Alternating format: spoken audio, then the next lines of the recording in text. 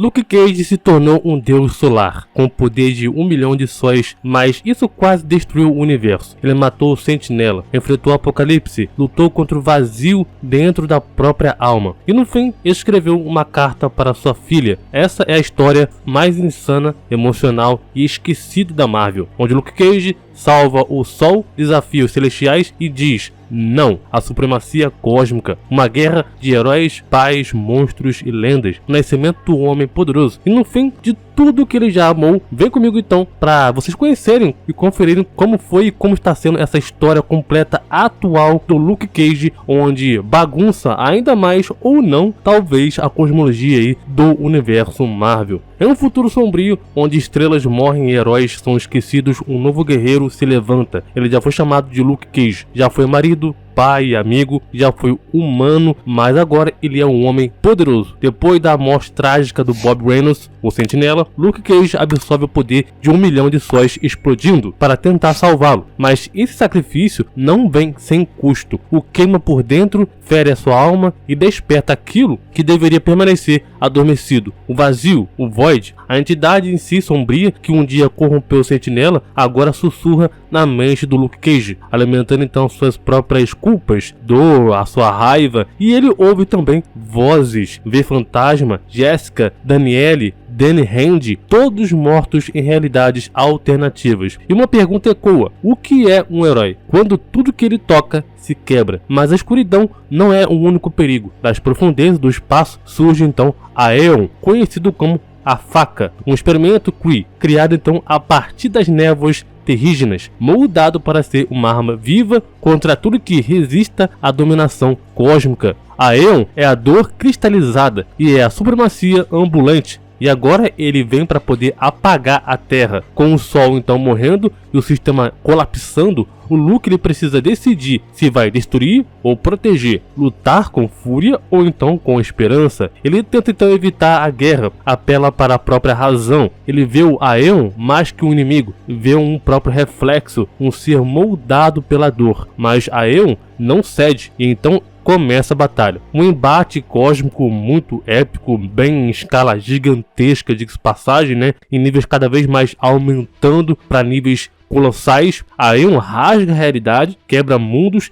enquanto isso o vazio, o Void, né, ganha força dentro do Luke Cage, zombando dele. Você matou a sua esposa, a sua filha, seu melhor amigo, você não é um herói. Você é só o que sobrou. Exatamente o que ele já fez com Bob Reynolds, o Sentinela. E nesse abismo de dor, Luke Cage ele desce, mas não se rende. Ele reconhece então o vazio, que é apenas um eco das palavras não ditas, das escolhas não feitas, e não é uma entidade, é o peso da sua humanidade. Você não é uma força fundamental, você é só as partes mais fracas de mim, e não há nada para matar. E então o Luke Cage reacende o sol. E sim, ele reacende o sol, tá? Um feito impossível e também inimaginável. Mas a real é que naquele momento ele entende o seguinte: o verdadeiro poder não está nos punhos, na energia, na destruição, está no amor. Enquanto o mundo começa a se reconstruir, a entidade conhecida como o Sempre, a consciência celestial do sistema,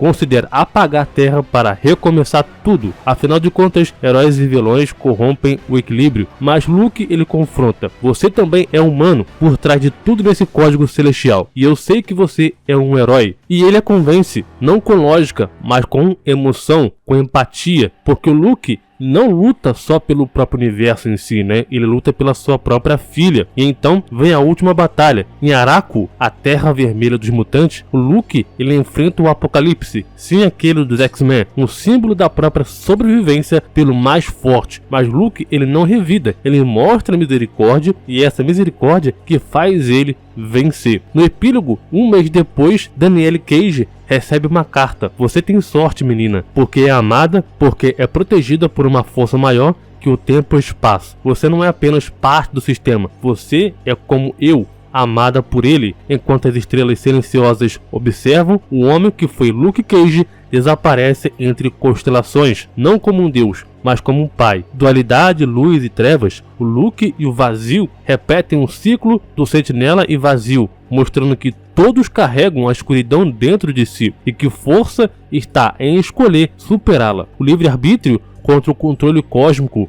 Ao recusar o destino imposto pelos Celestiais, Kree e o próprio sistema, o Luke ele afirma seu direito de existir como é. A paternidade também e o amor, onde a carta própria Danielle é o momento mais emocional da história e mostra que proteger quem se ama é o que define um herói. Deconstrução do próprio Messias. Luke não aceita o papel de salvador perfeito. Ele é falho, ele sofre, e isso é o que torna real. E para entender melhor essa linha do tempo desse evento, começa desse jeito. O Luke Cage ele é transformado pelos Krees, se tornando uma arma viva. Bob Reynolds, o Sentinela, ele morre e Luke ele absorve seu poder solar, no caso então o soro do super soldado, digamos assim, do 1 bilhão de sóis. O vazio desperta sua mente, a Aeon chega à Terra para poder exterminar o sistema, o Luke ele enfrenta perdas pessoais e o próprio vazio, vai então a Araco, onde confronta o Apocalipse, o Sol começa a morrer e o Luke reacende ele, convence sempre a não reiniciar a Terra, rejeita o vazio com um gesto de autoconhecimento, escreve a última carta para sua filha,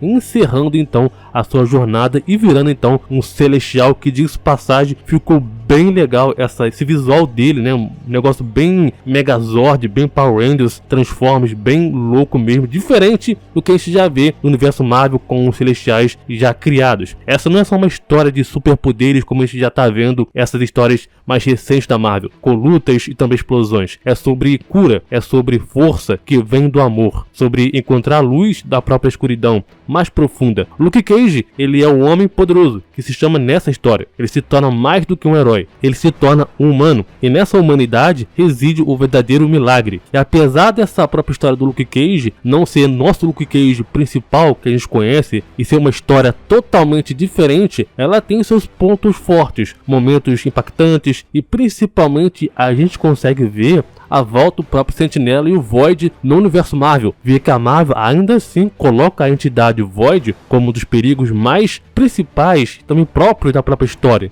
É algo bem legal. Agora, mesmo sendo então essa história que não segue o principal, ainda assim tem aquela crítica de que um personagem urbano ganhando um poder cósmico absurdo e virando então um celestial. A Marvel upando seus personagens com cada vez mais poder. Eu particularmente não sou contra personagem ganhar muito poder, mas com esse personagem ele precisa ter uma história muito boa, ou pelo menos aceitável, pois pegar um personagem só para poder colocar poder nele e ter uma história bem ruim ou ok, para mim não faz muito sentido, ou fica só algo forçado, principalmente o que a gente já está vendo aí na cosmologia da Marvel atualmente, que está cada vez mais poderosa. Esse Luke Cage celestial, ele entra nos patamares dos heróis mais poderosos da Marvel atualmente, mesmo sendo então uma realidade paralela, digamos assim, não sendo nosso Luke Cage principal. Diga nos comentários, fique ligado nos quadrinhos, se inscrevendo no canal também, seja membro, se torne membro no canal se vocês querem receber vídeos antecipados e terem também vantagens